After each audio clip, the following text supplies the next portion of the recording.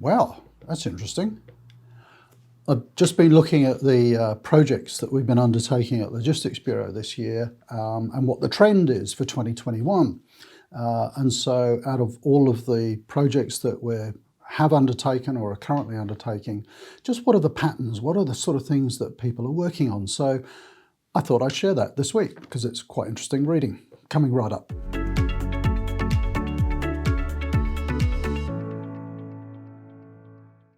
Okay, so I'm just having a look through our accounts department sent me a list of all of the different project types that we've been doing during 2021 because I thought that would give us another perspective on supply chain trends in 2021. What are companies working on? What are they focusing on because they've got issues, or what are they focusing on because they've got growth or whatever? So out of over 100 client assignments here, I'm going to talk about probably the top 4 or 5 because they really stand out. Right at the top is warehousing. Lots and lots of warehousing projects. Why is that? I'll tell you from a couple of different perspectives. One is that we're finding a lot of companies are growing, companies of all sizes. We've helped companies this year from smaller companies like $5 million turnover to companies of $15 billion turnover, helping them with their warehouse designs, their warehouse networks, trying to make the warehouses more efficient. I mean, I'm just thinking of some clients that I've spoken to recently. It's all about how can we cope with this extra demand? How can we cope with a broader SKU profile? With things like pick faces, we need to redesign our warehouse to make them more efficient. People are looking at their warehouse network because of growth in the marketplace.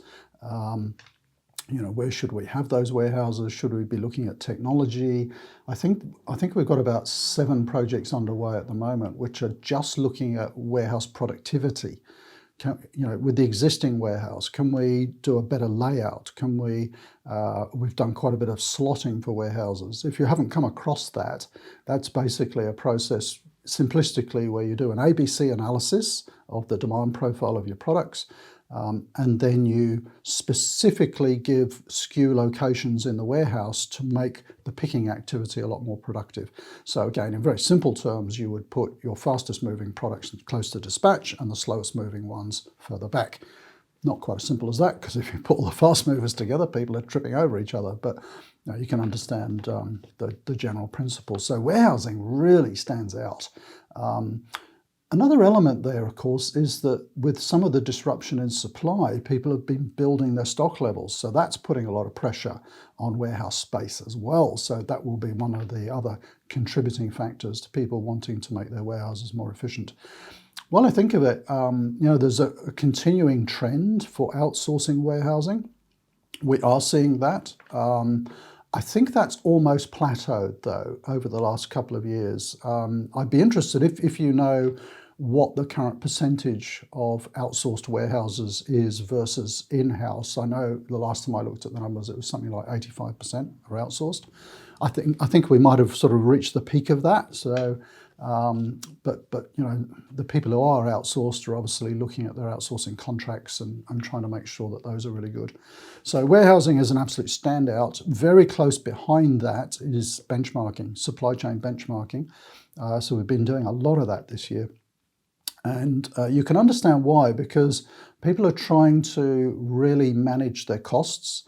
And for businesses that don't have a great deal of visibility of their costs, traditional reporting systems sometimes are not that great at showing you where your cost blowouts are in the supply chain or where the cost saving opportunities are. And I think a lot of companies are realizing now that benchmarking is a great way to help them do that, not only to identify, where the major cost buckets are that perhaps they can reduce, but of course, through the very process of benchmarking, you get to find out what others in your industry are like. And we've done some this year which you know, some companies have looked at and kind of went, wow, you know, we thought we were pretty good, but, you know, for example, our transport costs might be, you know, 14% higher than they should be, or something like that. So that's quite understandable, I think, where, you know, a lot of people are wanting to do those sort of health checks and checking all the KPIs and so on in their supply chain. So there's a tip for you. You know, if you're wondering what to do in your own supply chain, have a look at warehousing, have a look at benchmarking. Equal there with benchmarking is sales and operations planning, which is interesting. So that's, you know, that's that inventory perspective again, isn't it? We've been doing projects on S&OP in Australia, Indonesia, Singapore, Malaysia, all over the place.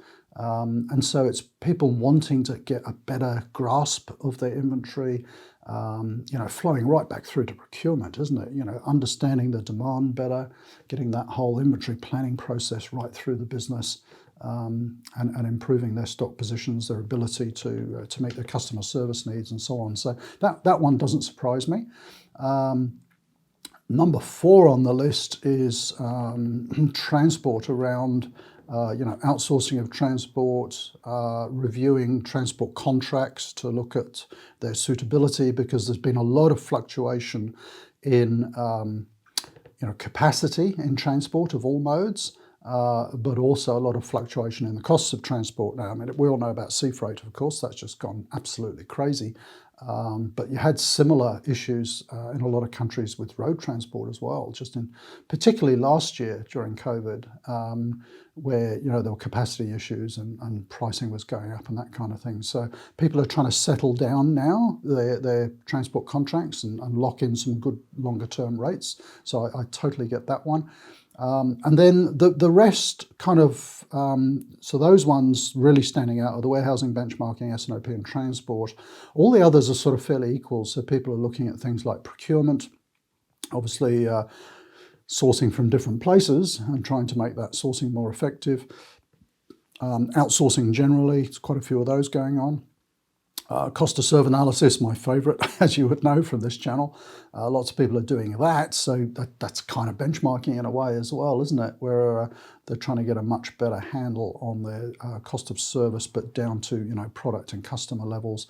And then all the normal stuff around sort of network design, developing KPI strategy and so on. But yes, 3 or 4 really big standouts right at the top, which, you know, the more we look at that, it's kind of all around inventory, isn't it? You know, the warehousing, we've got too much stock, you know, blowing out. The benchmarking, it's about, you know, understanding cost structures. The S&OP, about improving inventory management. Yeah, interesting. I hadn't looked at this list for quite a while, so I thought I'd share that with you. What do you think are some of the trends that we're seeing during, you know, we're over halfway through, almost 3/4 of the way through 2021. What are some of the things that you're seeing? Sea freight is an obvious challenge at the moment, but I'd love to hear down below if you have any views on particular challenges that companies have this year. What do you think might be coming up next year as challenges? Sea freight will still be there, I think. What other ones do you think?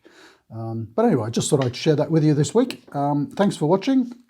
I'd love to get any questions or comments down below, and see you next week. Oh, if you're not subscribed, do hit that subscribe button. It always helps me understand which videos people like more than others when I see the subscribe numbers, so do that. And if you hit the bell, it notifies you every time a new video comes out as well. So see you next time. Bye for now.